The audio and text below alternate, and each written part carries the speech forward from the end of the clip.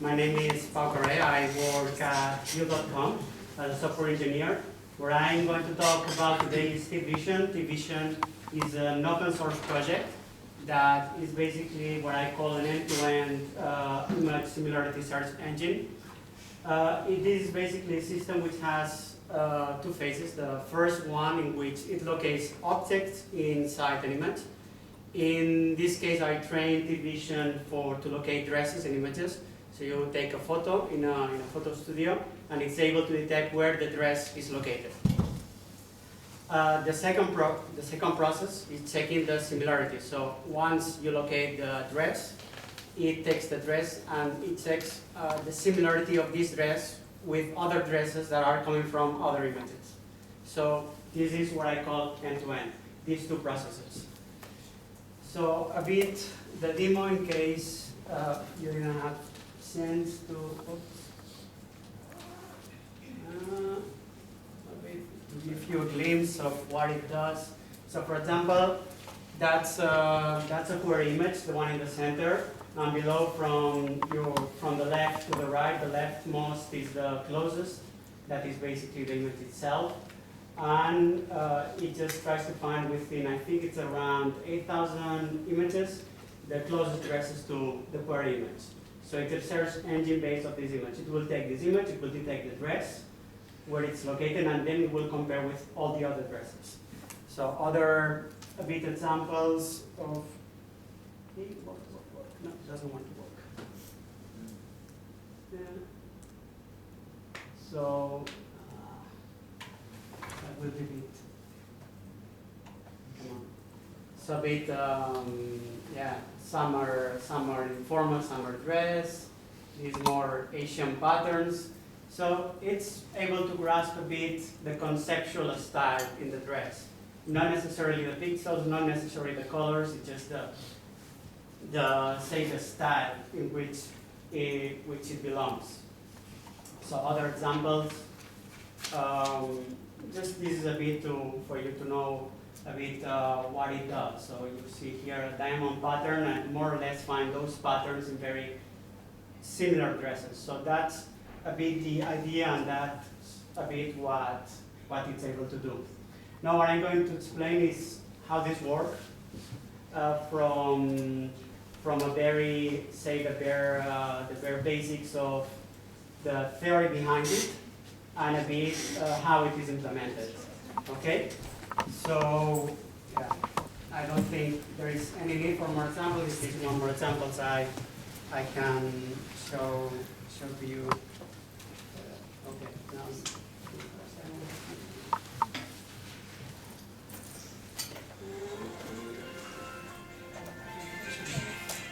now. Okay, so let's start off by describing a bit the modules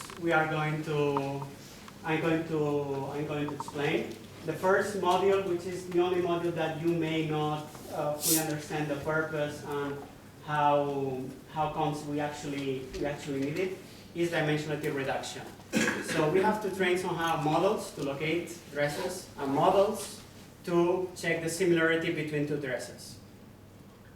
This task is very difficult to do with raw pixels. Raw pixels, there is the input space is very big. So you can see it as width multiplied by height multiplied by the three channels, red, green, blue. That's a lot of data. So it's possible to train those models, but that's very difficult. It's a very difficult task.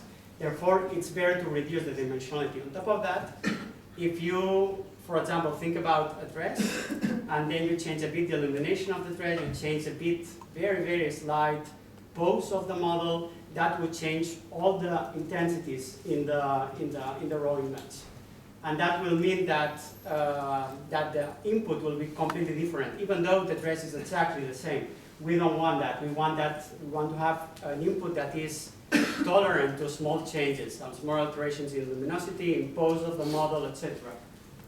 But not at such degree that when the dress is actually very different, the input is the same. We want that when the dress is actually different in style, the input to be different. So there is a first step, that is the dimensionality reduction. We'll take the image, we will transform into another input, and this input will be tolerant to noise, will be smaller, and will be easier to train for location and for similarity detection.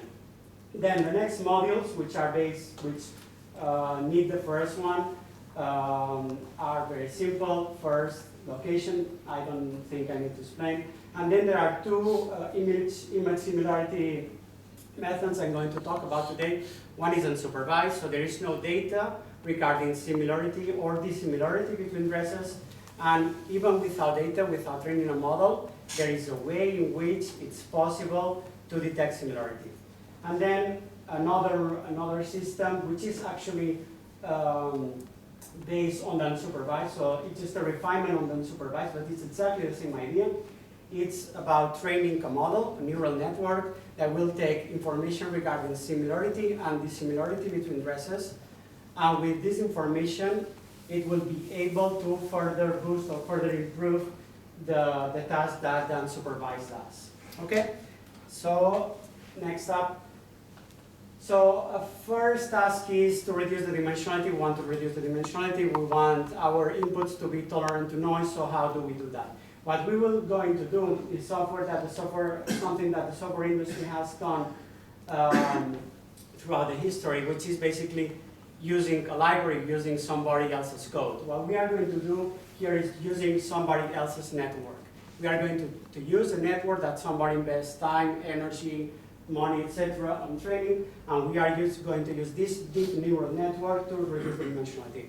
I'm going to first describe what is this network, and then I will explain how we use the network in order to reduce the dimensionality.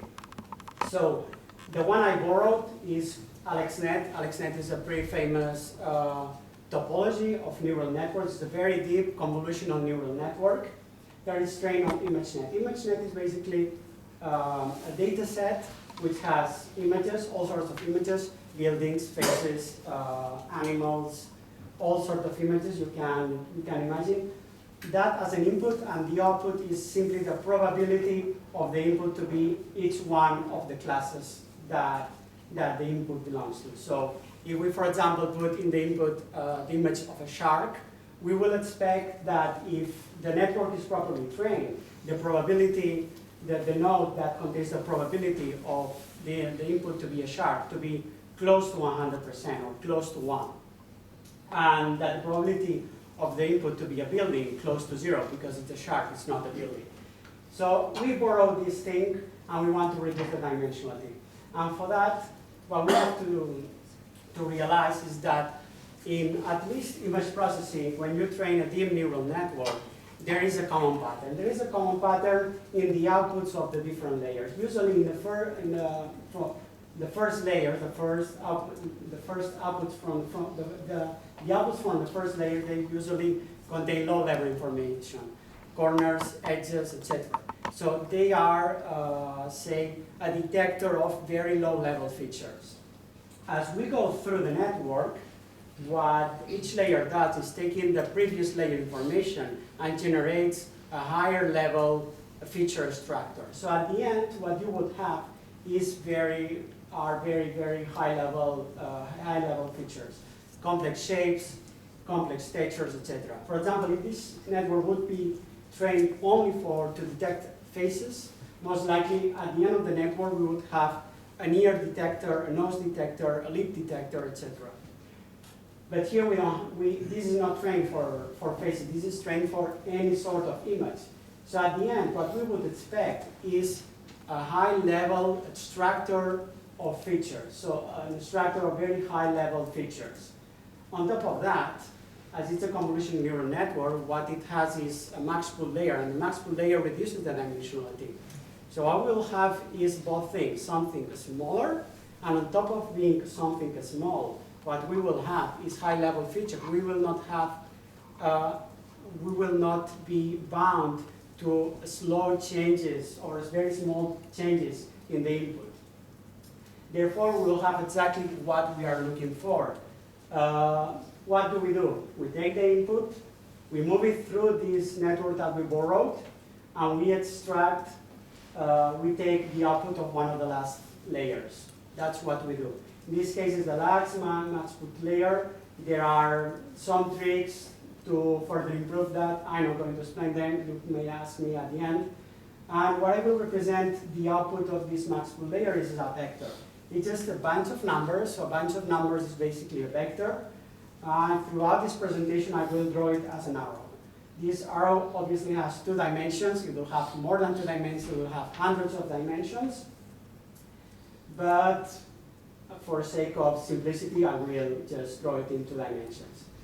But here there is a problem. This network has a very small input space. So we cannot take our nice image, scale it to fit the input of the network, and move it through the network and take the output of the max-pool layer. We cannot do that, because when we scale, if we scale it to such a degree that it would fit in this network, we will remove all the details that we actually need to check at least similarity.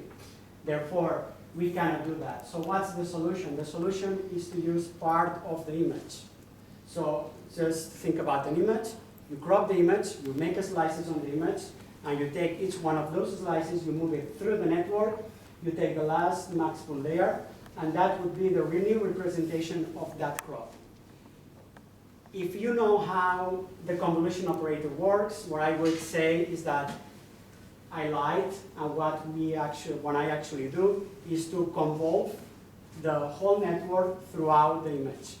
But for sake of simplicity, in case you don't understand how the convolution operator works, just think about taking the image, making a splits in the image, crops in the image, moving each crop through the network, and taking the last max-pool layer.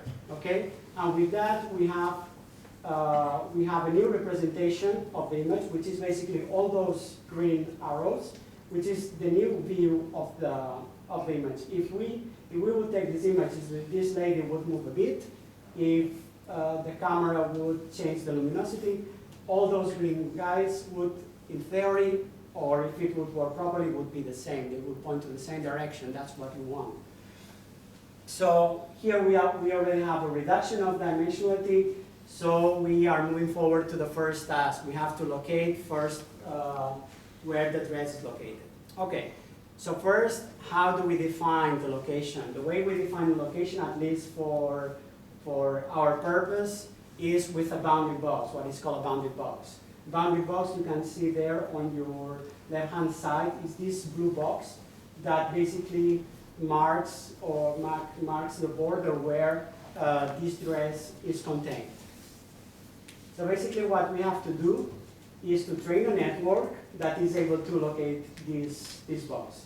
So let's define first the data. What's the input of this network? What's the output of this network? The output is very simple. We have a box. What's a box? A box can be defined with basically 2 points. The top left, bottom right, we have 2 points. With 2 points, we can define a rectangle, we can define a box. So we have it. So the network, the output of the network must be 2 points. Two-dimensional points, which means 4 numbers. What we can have is either one network that outputs 4 numbers for the coordinates of this box, or we can have 4 neural networks, each one outputting one of the coordinates. Then what's the input? The input will be a crop, which will contain a dress. Why a crop that contains a dress? Because the dress contains the information that will lead to know where is located this bounding box. If, for example, we will train as an input the background is just a white patch, a white image. So a white image has no idea where this bounding box is located. Therefore, one of the constraints in the input will be crops, and those crops will have to contain a minimum amount of dress. So we train this neural network, and at the end of the day, what we end up having is a network that, given a crop, is able to produce a bounding box. But we have many crops, and that's good. That's good because if we have many crops, we will have many bounding boxes. And what we can do is to average them out. This way, if one bounding box, you see that bounding box is not perfect, is a bit moved, okay? But those errors will be balanced out by the errors of the other crops. And at the end, what all the bounding box will converge is to the bounding box that will really contain the dress. And here there is a further improvement we can do, because we take the whole image will have parts of dress, parts of non-dress. So foreground and background. We don't care about the background. We didn't even train the bounding box neural network with the background. So if we take, for example, a white patch, which we will do for inference, will produce a completely pointless bounding box. We already know. So somehow we know that some bounding box will make sense, some other bounding boxes will not make sense. So we have to get rid of the bounding boxes that don't make sense, which are the ones that comes from crops that they don't contain any dress at all. So how do we do that? Hey, do something. No. No. So we do the same. We train a classifier. We take each one of the crops. We know whether a crop belongs to a dress or not a dress. And we train a classifier that even a crop will classify whether it belongs to a dress or it doesn't belong to a dress. So it's very simple. Okay? And the outputs, by the way, I said crops, but we understand there are not crops, are the encodings of the crops. So are basically taking the crop, moving through this deep convolution neural network, and extracting the last maximum layer. This is actually the input to the neural network, not the crop itself. Okay? When I say that the input will be a crop, it will actually be this encoding that comes from this huge deep neural network that we bought. Okay? So we train this classifier, and now we will know whether the crop belongs to a dress or not. And that's good because what we can do is first extract all the bounding boxes. Then we can extract all the classification of whether a crop belongs to a dress or not. And then if the crop belongs to a dress, we will use the bounding box. If the crop doesn't belong to a dress, we will discard the bounding box. At the end of the day, we'll have less bounding boxes, but more reliable bounding boxes, more accurate bounding boxes. And then when we make the average of all these bounding boxes, we'll find that we end up having something that is pretty close to a bounding box that contains the dress. Okay? So that's for image location. Let's move on. Image similarity. So image similarity is pretty, even though it looks pretty awesome, and actually the demo I showed is for unsupervised because I didn't have time to get the model for the supervised. And it works pretty good. And the idea is extremely simple. So first step, what do? We take the image and we locate the dress. And we locate whatever we train for. If we train for locating cars, we would locate the cars. So we extract the dress. And from now on, we only work with dresses. We don't have backgrounds. We don't have noise. We don't have anything that would disturb us. So here what we have, as you can see, just the dress. So what do we do with this image? We do as we did before. We move each one of the crops throughout this deep convolutional network, and we extract one of the last layers. In this case, the last maximum layer. And that will give us a vector.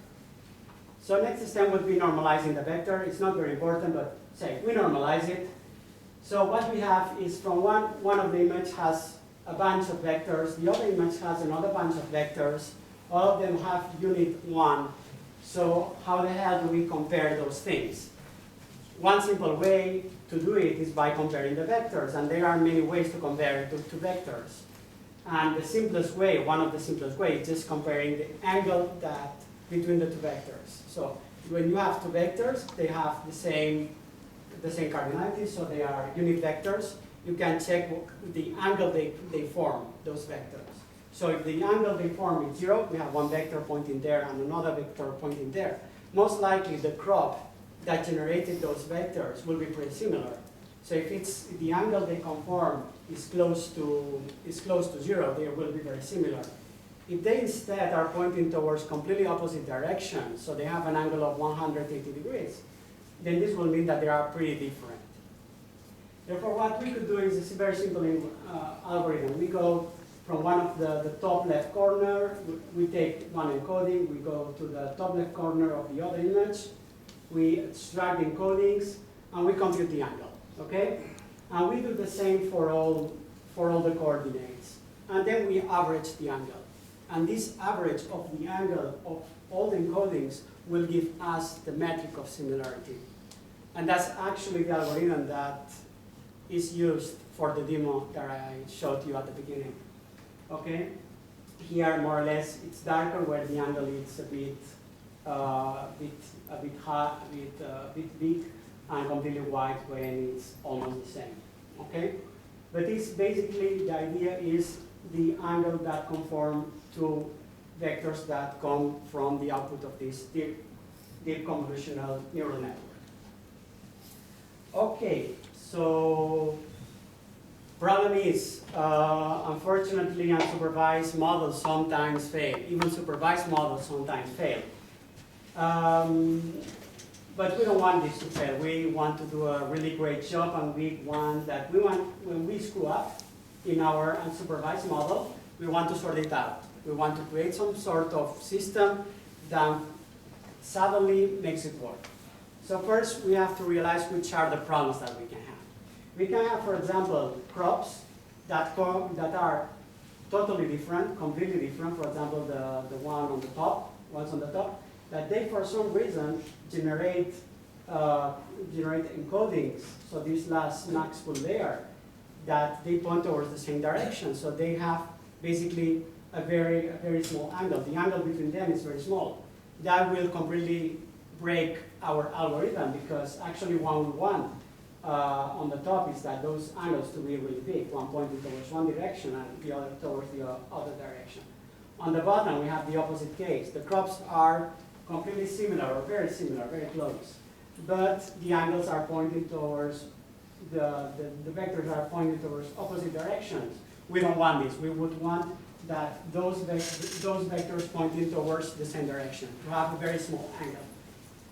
So the problem is, or we can describe the problem as an angle, as rotating those encodings. We have to somehow take those encodings and rotate them in such a way that when the crops are similar, they will be very small, and when the crops are very dissimilar, they will be very big. So it's actually something very simple from a conceptual point of view. You can see a bit the task that our network has to do. Have two images here with their encodings. Those encodings are pretty bad, because those images are very similar, and we want them to point towards the same direction. So our neural network will take an encoding and will rotate it and produce another encoding. For the one on your left-hand side, what you can see is that there is no rotation at all. Okay, it's fine. But for the other one, from the one on your right-hand side, you will see that there is a 180 degrees rotation. So the network will rotate 180 degrees, and now both encodings have an angle of 0 degrees. And actually, they are pretty close. And that's something good. That's something we want. And if we do that, then our algorithm that averages out the angle of the encodings will work. So first off, we are going to define a bit the data. We need both. We need similarity information and dissimilarity information. So how we do that? We can do that with triplets. We have in the center a reference image.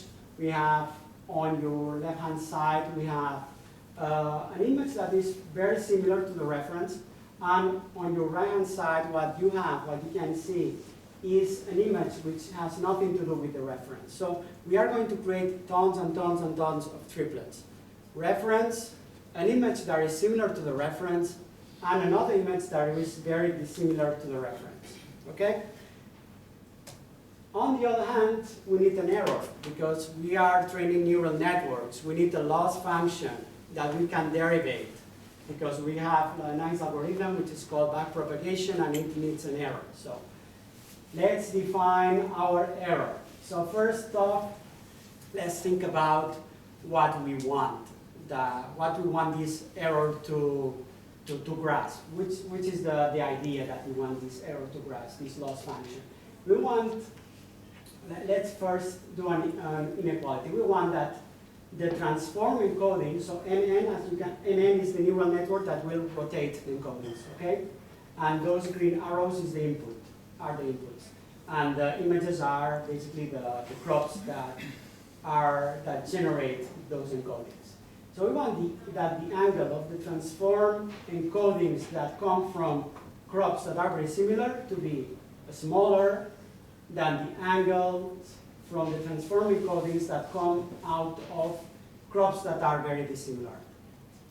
It's a bit complex idea, but I think it's easy to get once you a bit realize what I mean.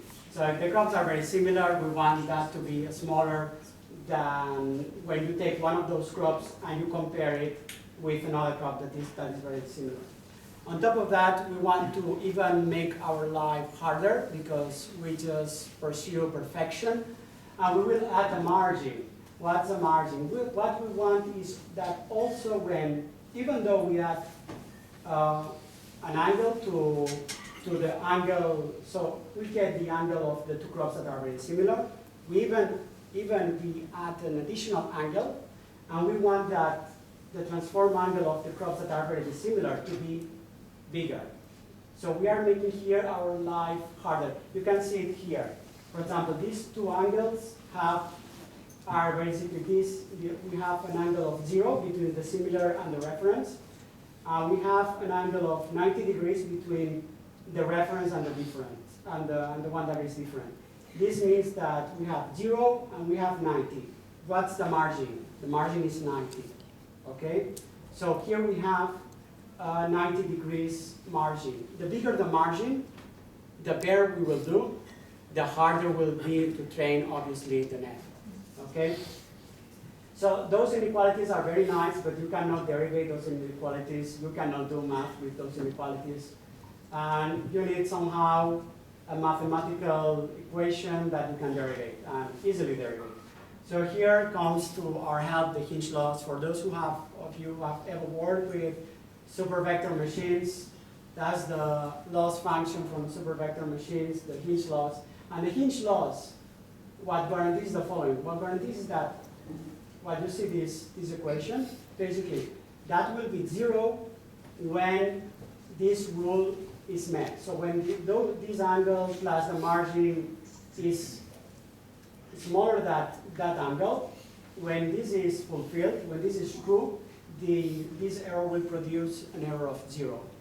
And that's good, because we will have already a lot of data that will work from our unsupervised algorithm. And we don't want the training to mess up with that. We want that if our angles are already consistent, we don't want our network to transform them. So, and on top of that, what it also guarantees is that when that rule is not, like this inequality is not met, the error will be different from 0. So we will be able to backpropagate, and our network will be able to rotate the encoding. So here, there is something that doesn't fit, because we said that we have a network that we want to train that takes one encoding, it rotates the encoding, and that's what it produces as an output. So it's an input encoding, output encoding. But we have a loss function that actually it's based on 3 encodings. So how does this fit together? Well, this fit together with this Siamese network. So I'm going to explain what the Siamese network is, and I'm actually going to explain a bit the whole process at the same time. This graph looks very complicated, but it's very simple once it's explained. So on the top, this is the last slide, by the way. We have the 3 images, H, reference, H plus, the similar to the reference, H minus, the dissimilar to the reference. We take the AlexNet, somebody took a lot of effort to train. We move those crops throughout the network until we reach one of the last layers. That will produce the first encodings. Then what we need to do, if those encodings is rotate them. No, what we use is our neural network, but actually we have to use 3 copies of the neural network. So those NNs, so we have an N, an N, and an N, will be exactly the same network. And actually, most of the frameworks that are able to do such things, what they will do is just have a reference. We will not have to use 3 times the memory. So we have, you can think about it as if we have 3 references of the network. They will have the same weights, the same parameters will be exactly the same. Then those networks, which will be each one the same, just copies, they will rotate the encoding, then we will be able to compute the angle, and then within the angles we will be able to compute the hinge loss. Then we'll be able to derivate, we will be able to backpropagate, think that we will backpropagate. We'll make 3 backpropagation, each one from each one of the paths. So we will update 3 times the network, the same network. And this way we will be able to end up having a system that will produce encodings that from an angle point of view, they will be consistent in similarity. Okay, now it's your turn. So it's a complex system, right? I agree. That may or may not be okay, I don't know. But how do you know whether it's working or not? Because, you know, it's a hard, complex system. The reason about it, is it just something that's just overcomplicated and you add more and more layers to solve problems? Like, well, what's the arbiter of this? Like, have you got it? Like, you mentioned you've got data where there's 2 images similar and 1 image is dissimilar. Where did that training data come from? So that's obviously being trained.